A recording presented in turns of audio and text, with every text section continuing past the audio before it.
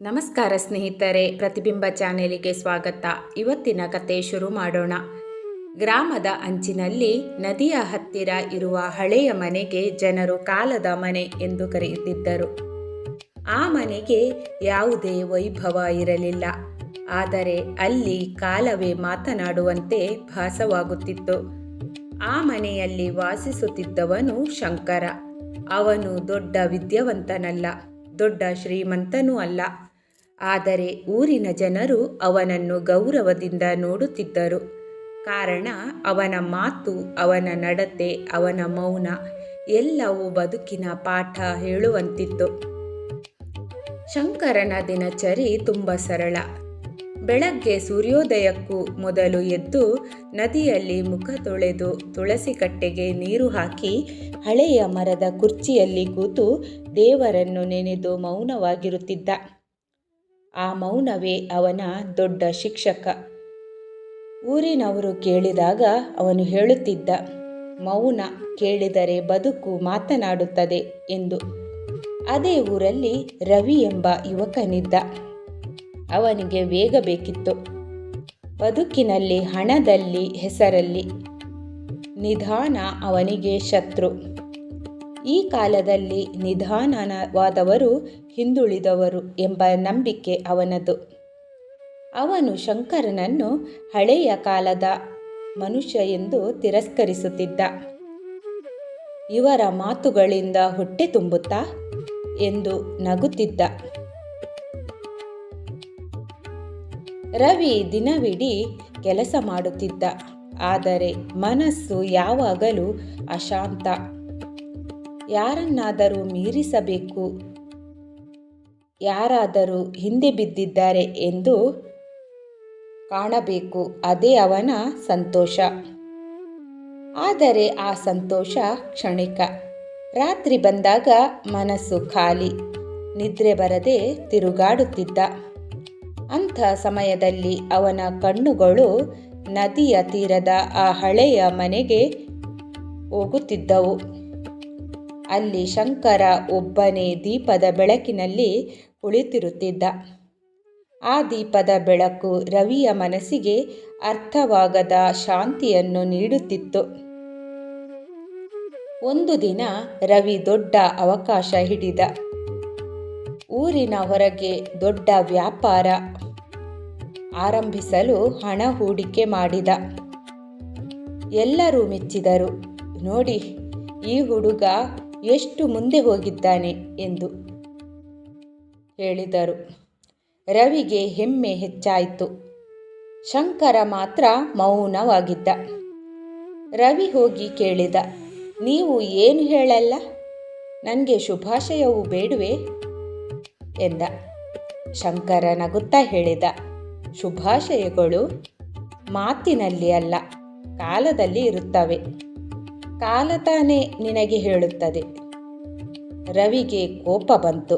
ಇವರಿಗೂ ನನ್ನ ಯಶಸ್ಸು ಕಾಣಲ್ಲ ಎಂದುಕೊಂಡು ಹೊರಟ. ಕಾಲ ಕಳೆಯಿತು. ಆರಂಭದಲ್ಲಿ ವ್ಯಾಪಾರ ಚೆನ್ನಾಗಿತ್ತು. ಹಣ ಹರಿದು ಬಂತು. ಹೆಸರು ಹೆಚ್ಚಾಯಿತು. ರವಿ ಊರಿನಲ್ಲಿ ದೊಡ್ಡ ಮನುಷ್ಯನಂತೆ ತಿರುಗಾಡುತ್ತಿದ್ದ. ಆದರೆ ಒಳಗೆ ಎಲ್ಲೋ ಆತಂಕ, ಇನ್ನಷ್ಟು ಬೇಕು ಎಂಬ ಹಸಿವು. ಆ ಹಸಿವಿಗೆ ಮಿತಿ ಇರಲಿಲ್ಲ.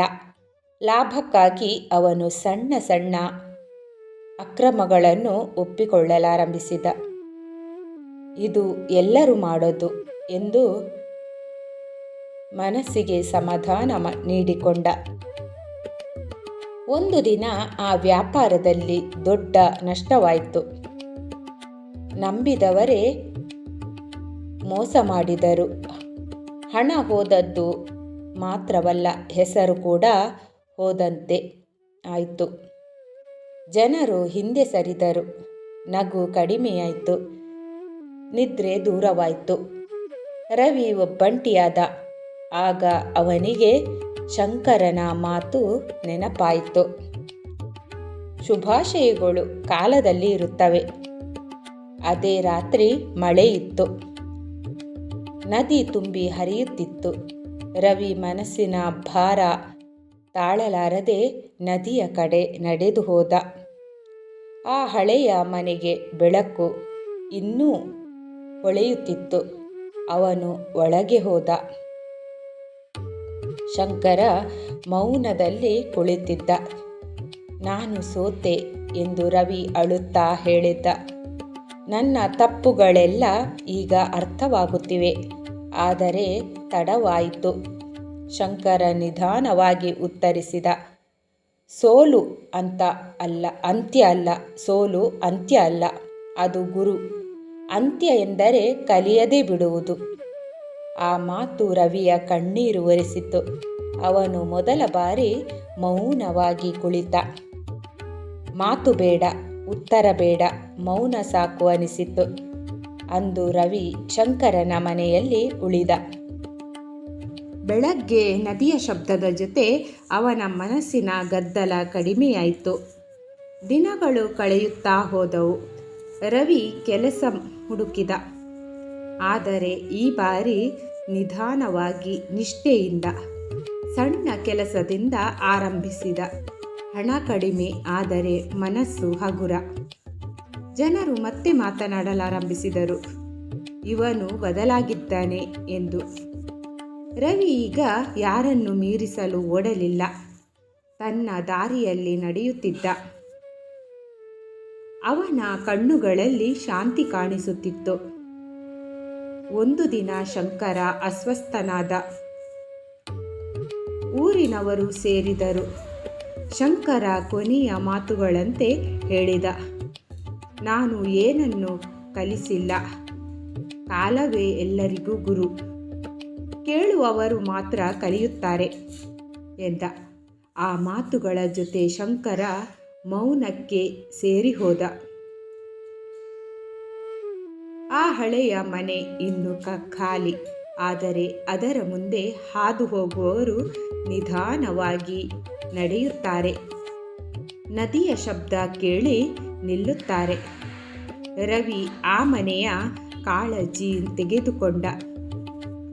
ಅಲ್ಲಿ ಬರುವವರಿಗೆ ಕುಳಿತುಕೊಳ್ಳಲು ಜಾಗ ಮಾಡಿದ್ದ. ಮಾತಿಗಿಂತ ಮೌನಕ್ಕೆ ಬೆಲೆ ಕೊಟ್ಟ. ಕಾಲ ಕಳೆದಂತೆ ರವಿ ಊರಿನ ಮಾರ್ಗದರ್ಶಿಯಾದ. ಅವನು ಉಪದೇಶ ಮಾಡಲಿಲ್ಲ, ತನ್ನ ಬದುಕಿನ ಮೂಲಕ ಉತ್ತರ ನೀಡಿದ. ಯಾರಾದರೂ ಕೇಳಿದರೆ ಅವನು ಹೇಳುತ್ತಿದ್ದ, ವೇಗಕ್ಕೆ ಜಯ ಸಿಗಬಹುದು, ಆದರೆ ಶಾಂತಿ ಸಿಗೋದು ನಿಧಾನಕ್ಕೆ ಮಾತ್ರ. ಈ ಕಥೆ ಹೇಳುವ ಪಾಠ ಒಂದೇ. ಬದುಕಿನಲ್ಲಿ ಎಲ್ಲವನ್ನು ಗೆಲ್ಲಬೇಕೆಂಬ ಹಠ ನಮ್ಮನ್ನು ಸೋಲಿಗೆ ಒಯ್ಯಬಹುದು.